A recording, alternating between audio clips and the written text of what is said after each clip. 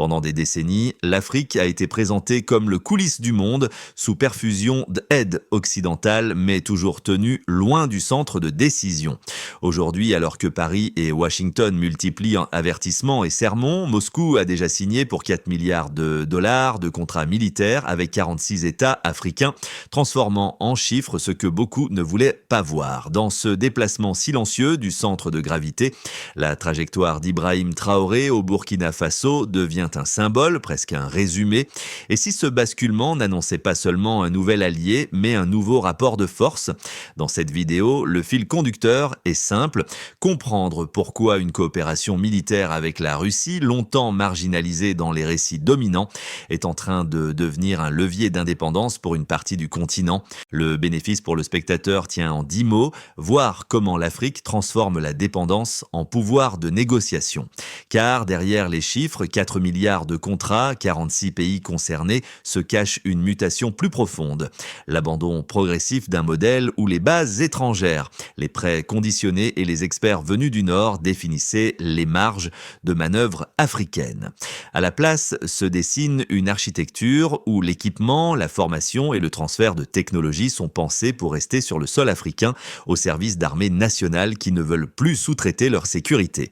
Le risque est évident: si cette recomposition échoue ou dérape, le continent pourrait payer le prix de nouvelles dépendances. Mais si elle réussit, c'est tout l'équilibre mondial qui devra intégrer une Afrique souveraine plutôt qu'une Afrique assistée. Le mini-révélation, c'est cette équation en apparence simple: 46 pays africains engagés dans une coopération militaro-industrielle avec Moscou pour environ 4 milliards de dollars au moment précis où les sanctions occidentales cherchaient à isoler la Russie. En d'autres termes, plus l'Occident tentait de couper un acteur du système, plus l'Afrique trouvait un espace pour renégocier sa place dans ce même système. Pendant longtemps, le continent a été traité comme un arrière-plan stratégique: base militaire installée au nom de la lutte contre le terrorisme, programme d'entraînement présenté comme indispensable, prêt conditionné à des réformes décidées ailleurs. Les élites africaines savaient que le prix de cette architecture était la dépendance, mais tant que le récit dominant tenait, celui d'un Occident garant de la sécurité et du développement, la contestation restait fragmentée. La bascule s'est accélérée quand les sanctions occidentales contre Moscou ont rendu visible la vulnérabilité du système. Si un pays aussi central que la Russie peut être exclu, alors les règles ne sont pas neutres. Des capitales africaines ont commencé à faire un calcul froid. Si les puissances qui dictent ces règles se fissurent, pourquoi continuer à jouer uniquement avec leurs cartes? Dans ce contexte, la figure d'Ibrahim Traoré à Ouagadougou devient significative. Les formules qu'il répète sur une Afrique qui ne lutte plus seulement contre la pauvreté, mais contre la dépendance, résonnent largement au-delà du Burkina Faso et alimentent même des requêtes comme Ibrahim Traoré Burkina Faso ou Ibrahim Traoré Interview. Les dialoguent avec une évidence rappelée par d'autres voix. Comment se fait-il que des pays riches en or, en uranium, en cobalt voient leur monnaie dévaluée au point que des milliers d'unités locales n'équivalent qu'à une unité étrangère? Ce décalage alimente un sentiment de déséquilibre structurel dans lequel la coopération avec la Russie apparaît pour certains comme un moyen de reprendre l'initiative. Pour suivre cette recomposition, il faut un fil humain, un témoin structurant. Ce rôle est tenu à la fois par les discours de dirigeants comme ceux du Burkina Faso, du Mali ou du Niger, et par la manière dont leurs décisions se traduisent dans la vie quotidienne des populations. Dans le Sahel, des années d'opérations menées sous drapeau étranger ont laissé un sentiment de fatigue et de décalage. Des bases massives, des conférences de presse rassurantes, mais des zones entières toujours livrées à l'insécurité. Le retrait progressif des troupes françaises de pays comme le Burkina Faso, combiné à l'arrivée d'instructeurs russes, matérialise le changement de cap là où les habitants le mesurent le plus concrètement. Qui contrôle les axes, qui forme les soldats, qui fournit les véhicules blindés visibles dans les rues. Les premiers effets symboliques sont puissants. Drapeaux nationaux hissés là où flottaient des pavillons étrangers, audiences publiques où les dirigeants expliquent qu'ils choisissent désormais leurs partenaires en fonction du respect de leur souveraineté. Dans ce décor, Ibrahim Traoré est souvent présenté comme l'un de ces jeunes officiers qui refuse les permissions SLIPS implicites de l'ancien système. Ce n'est pas uniquement une question de style ou d'âge, c'est un rapport différent à la légitimité. Elle ne vient plus de la validation extérieure, mais de la capacité à dire non à ce qui est perçu comme une tutelle. L'impact précoce de cette posture ne se mesure pas seulement en nombre de contrats signés, mais en confiance retrouvée chez une partie de la jeunesse, persuadée que la page peut enfin être tournée. Pour elle, la question n'est plus « qui va nous sauver ?» Mais avec qui allons-nous construire ? La séquence commence par un ras-le-bol accumulé. Année après année, les mêmes recettes sont appliquées. Bases étrangères, programme d'ajustement, mission de maintien de la paix prolongée sans échéance claire. Sur le papier, l'Afrique est accompagnée. Sur le terrain, les frontières restent poreuses, les attaques se multiplient, les économies demeurent extraverties et dépendantes. Le point de bascule, c'est quand plusieurs pays du Sahel décident de dire assez. Au Burkina Faso, au Mali, au Niger, des voix au sommet de l'État affirment qu'il n'est plus acceptable que la sécurité soit sous-traitée à des puissances extérieures qui, dans le même temps, structurent les chaînes de valeur des ressources locales. Les opérations militaires françaises sont dénoncées comme inefficaces ou intéressées. Les accords sont remis sur la table, certains sont dénoncés. Les bases commencent à fermer, les drapeaux étrangers sont arrachés. Les discours officiels se durcissent face à ce qui est décrit comme un système de dépendance relooké. C'est dans cette brèche que la Russie s'engouffre, d'abord prudemment, puis de manière assumée. Les premiers contrats de fourniture d'armes et de formation sont présentés comme des partenariats d'égal à égal, sans conditions politiques explicites. Les 4 milliards de dollars de coopération militaro-industrielle annoncés par l'exportateur d'armement russe couvrent un spectre large, armes légères, véhicules blindés, systèmes anti-chars, hélicoptères, centres de maintenance et surtout modules de formation destinés à rendre les armées africaines autonomes sur ces équipements. Dans le Sahel, cette offre est perçue comme une réponse à un besoin ancien, disposer enfin de la capacité de défendre soi-même son territoire sans dépendre en permanence de la logistique et du renseignement étranger. La rhétorique change aussi. Au lieu de mettre en avant des valeurs ou des conditionnalités démocratiques, Moscou insiste sur le vocabulaire de la souveraineté, de l'égalité, du respect mutuel. Les sanctions occidentales contre la Russie, loin de bloquer ce mouvement, l'alimentent paradoxalement. Mise à l'écart d'un côté, ouverture de nouveaux corridors de coopération de l'autre. Pour des dirigeantes comme Ibrahim Traoré, cette situation illustre une opportunité. Si les grands pôles de puissance s'affrontent, l'Afrique peut cesser d'être un terrain de jeu pour devenir un acteur qui choisit ses alliances. Les critiques occidentales parlent de perte d'influence, de vide sécuritaire rempli par Moscou. Mais du point de vue de nombreux pays africains, l'enchaînement est différent. Un système basé sur la tutelle, les prêts et les experts est remplacé par un système qui, au moins dans son discours, place l'accent sur la capacité locale.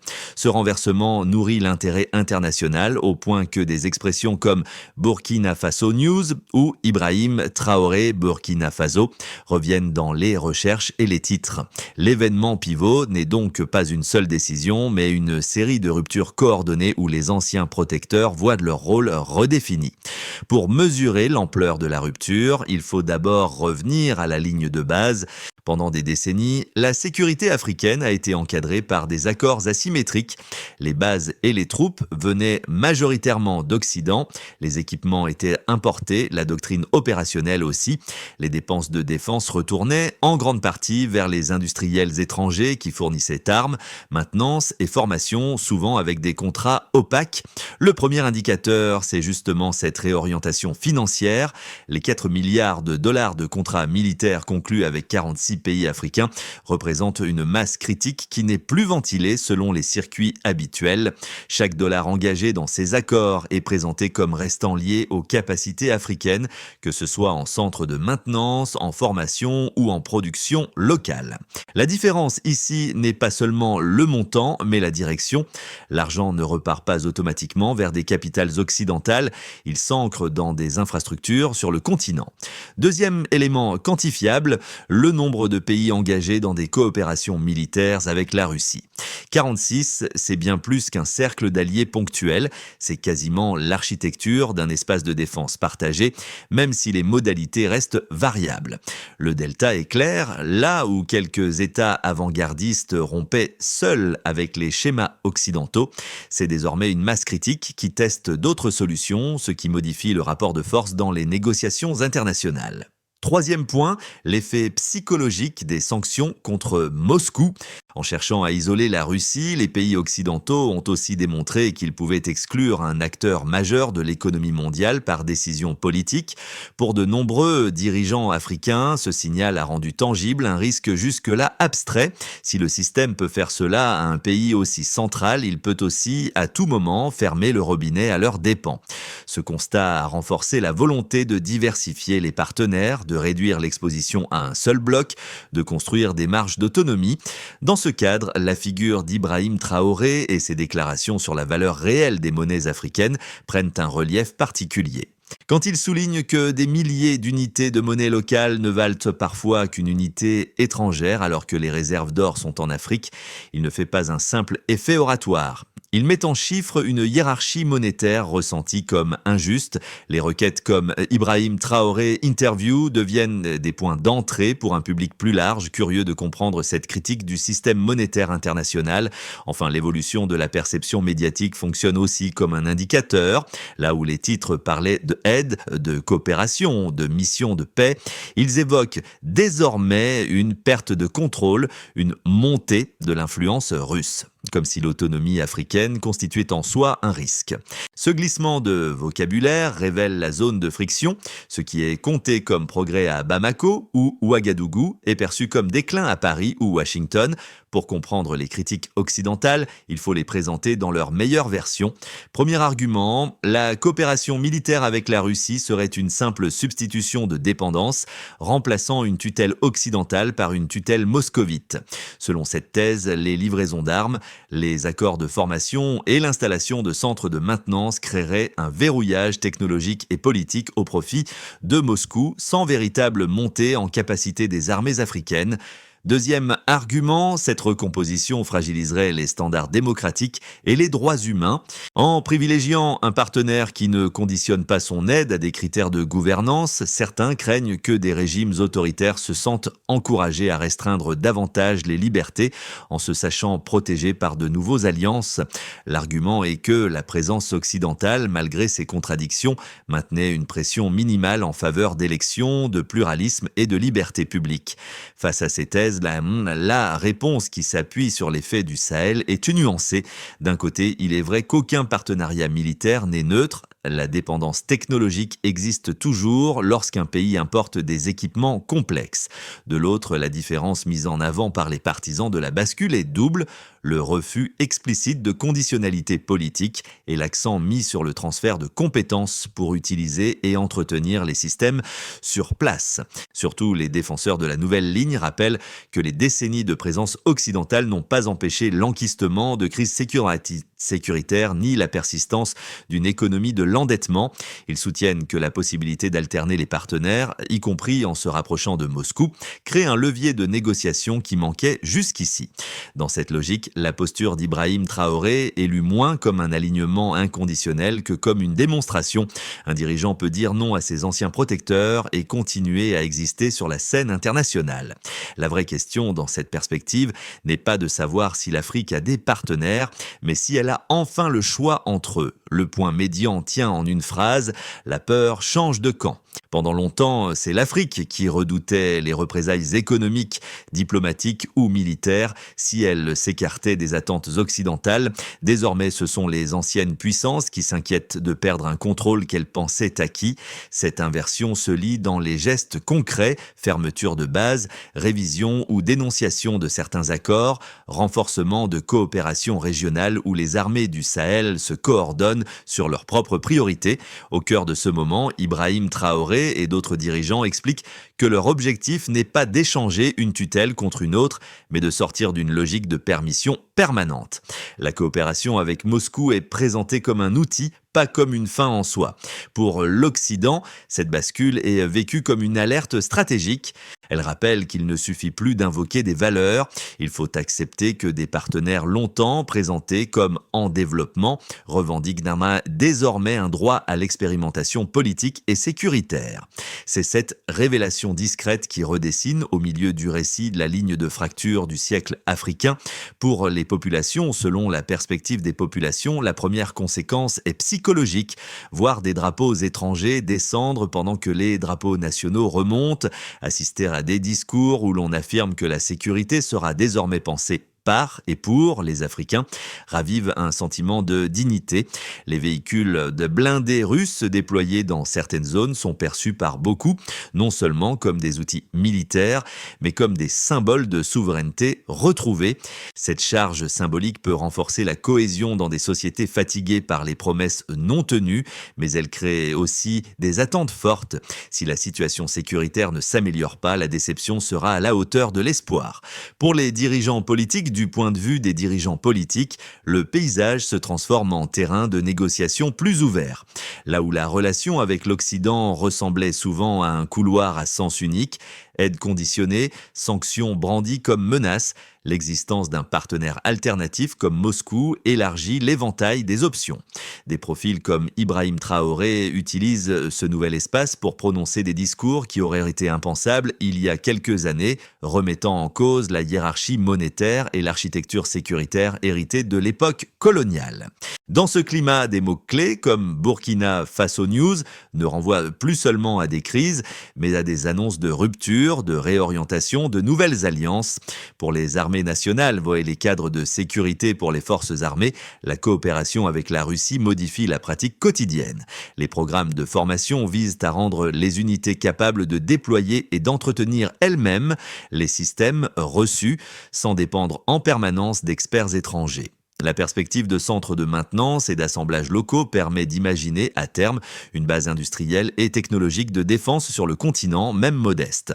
Cette montée en compétences, si elle se confirme, pourrait changer en profondeur le rapport des armées africaines à leurs partenaires, en passant du statut de client captif à celui de coproducteur.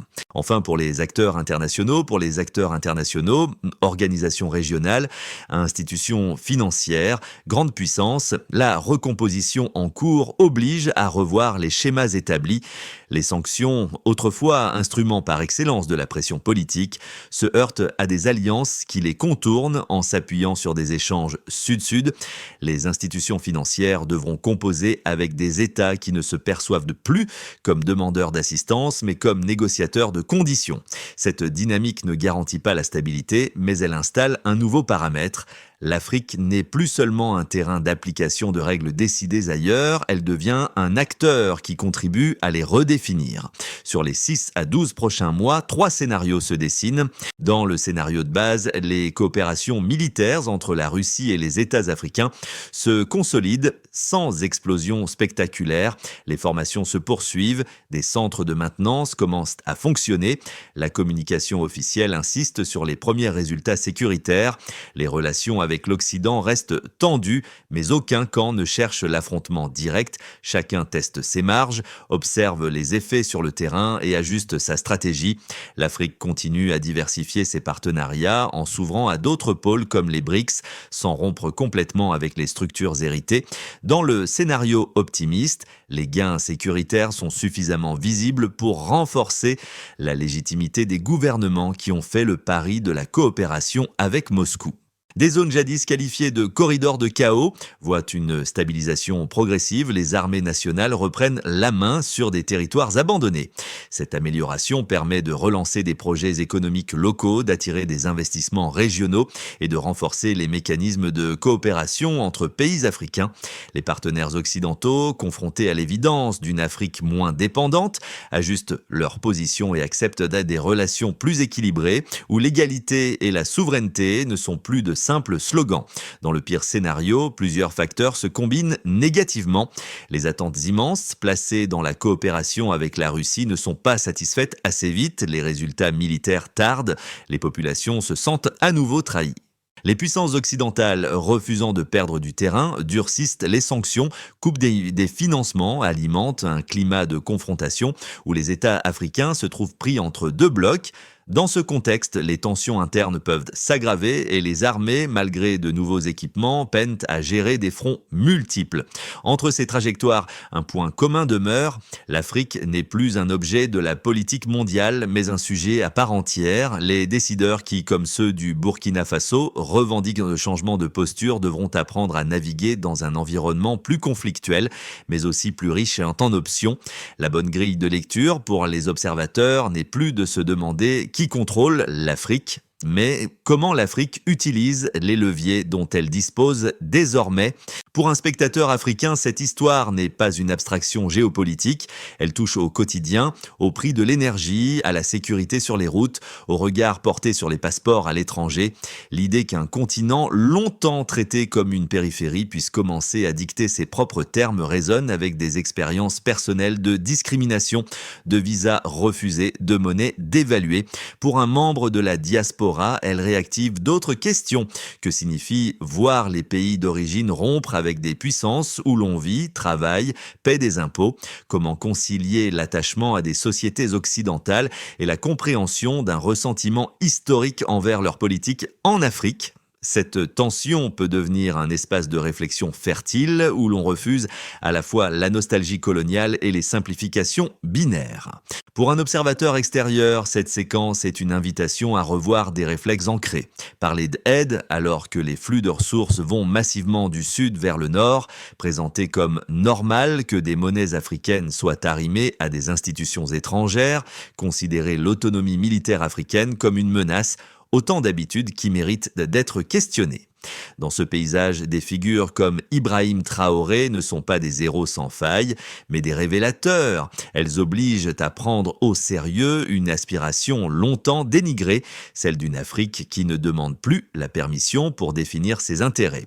Pour le spectateur, l'enjeu est peut-être là, accepter de regarder cette quête de souveraineté sans la réduire à un simple déplacement d'alliance, mais comme une tentative de refaire les règles du jeu. Si l'on devait esquisser une feuille de route, elle tiendrait en quelques étapes claires.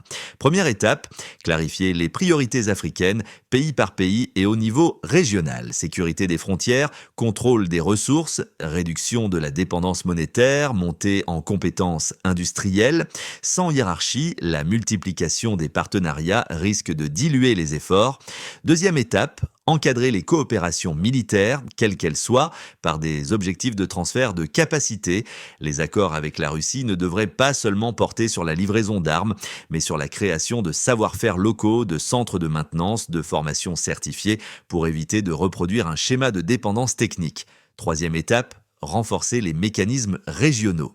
Les États du Sahel, mais aussi d'autres régions, peuvent mutualiser une partie de leurs efforts pour éviter la dispersion en construisant des doctrines communes, des structures d'entraînement partagées, des actions coordonnées sur les frontières.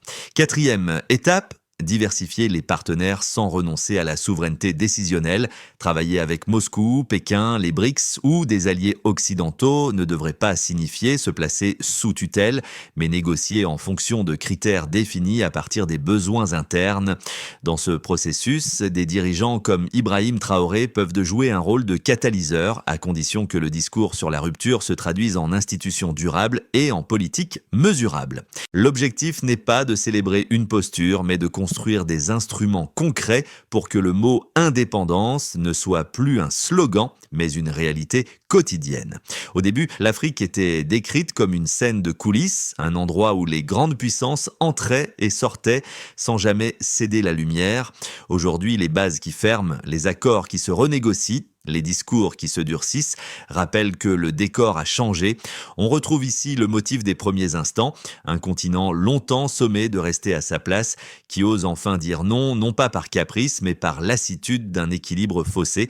Les blindés qui roulent dans le Sahel, les uniformes formés sur de nouvelles doctrines, les langues locales qui remplacent les idiomes coloniaux dans les discours officiels, tout cela compose une nouvelle mise en scène. Dans cette pièce, Ibrahim Traoré n'est ni le seul acteur, l'acteur ni le personnage principal. Il est l'un des visages d'une génération qui refuse que la dignité soit un luxe. Ses phrases sur la lutte contre la dépendance résonnent parce qu'elles condensent un siècle d'humiliation et de patience forcée. La question n'est plus de savoir si l'Afrique mérite sa place, mais combien de temps encore le reste du monde mettra à admettre qu'elle la prend déjà. Alors, que faire de cette histoire une fois la vidéo terminée? On peut choisir de la ranger au rayon des récits géopolitiques, en se disant que ce n'est qu'un épisode de plus dans le jeu des puissances, où l'on peut y voir un miroir qui renvoie bien à la manière dont chacun parle de l'Afrique, pense l'Afrique et se situe face à ses choix. Pour certains, cela impliquera de revoir des réflexes de langage, d'éviter de confondre partenariat et tutelle, d'interroger les bénéfices réels des systèmes monétaires et sécuritaires hérités. Pour d'autres, ce sera l'occasion de suivre de plus près ce qui se passe au Sahel, au Burkina Faso, au Mali, au Niger, au-delà des gros titres alarmistes. La conversation ne s'arrête pas ici, elle continue dans les familles, les diasporas, les salles de classe, les espaces de débat. Alors, à la lumière de ce que vous venez d'entendre, une question demeure. Comment, à votre échelle, choisirez-vous de parler de cette Afrique qui ne demande plus la permission pour se tenir debout?